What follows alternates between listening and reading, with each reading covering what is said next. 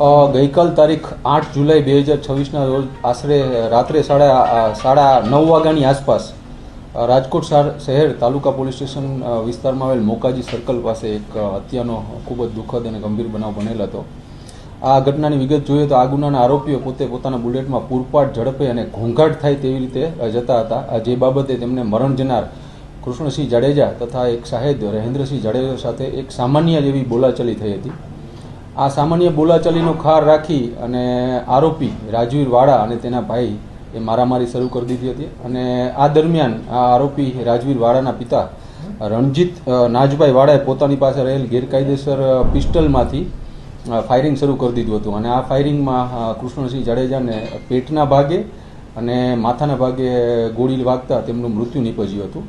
અને બીજા સાહેબ રહેન્દ્રસિંહ જાડેજાને માથાના ભાગે પિસ્ટલના કૂંદાથી ગંભીર ઈજાઓ પહોંચાડી અને આ આરોપીઓ ત્યાંથી નાસી ગયા હતા. આ બનાવ અંગે રાજકોટ તાલુકા પોલીસ સ્ટેશનમાં ભારતીય ન્યાય સંહિતાની કલમ 103(1), 118(2), 3(5), 352 આર્મ્સ એક્ટ અને જીપી એક્ટ હેઠળ ગુનો દાખલ કરવામાં આવેલો હતો.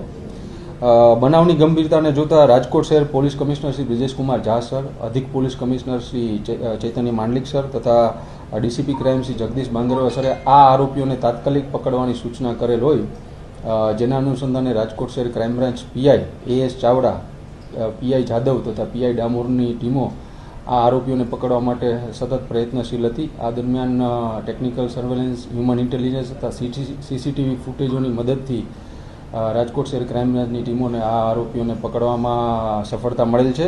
આ આરોપીઓના નામ છે રણજીતભાઈ નાજભાઈ વાડા, કે જે મુખ્ય આરોપી છે, અને એમનો પુત્ર રાજવીર રણજીતભાઈ વાડા તથા એક કાયદાના સંઘર્ષમાં આવેલ બાળ કિશોર પણ આમાં સામેલ છે. આ તમામ આરોપીઓને રાજકોટ ભાવનગર હાઈવે પર સરદાર નજીકથી પકડી પાડવામાં આવેલ હતા. અને આમાં મુખ્ય આરોપી રણજીત વાડા ગુનાહિત માનસિકતા ધરાવે છે. તેના વિરુદ્ધ રાજકોટ શહેર તેમજ બાબરા પોલીસ સ્ટેશનમાં પ્રોહિબિશનના ગુનાઓ દાખલ છે. કેટલા રાઉન્ડ ફાયરિંગ કરવામાં આવ્યા હતા અને હત્યાનું બીજું કોઈ કારણ છે કે હત્યાનું આ બસ સામાન્ય બોલાચાલીનું જ એક કારણ હજી સુધી અમારી તપાસમાં સામે આવ્યું છે. અને અરાઉન્ડ 4 થી 5 રાઉન્ડ ફાયર કરવામાં આવ્યા. આ ગેરકાયદેસર જ હથિયાર હતું અને એને લઈને પણ તપાસ હાથ ધરવામાં આવશે. સર, જે મૃતક છે તેને સંતાન?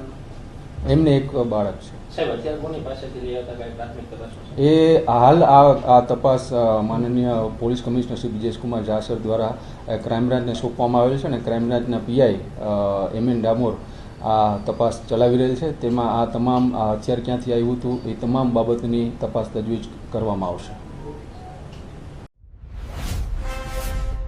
Follow for more updates. VRM9 News.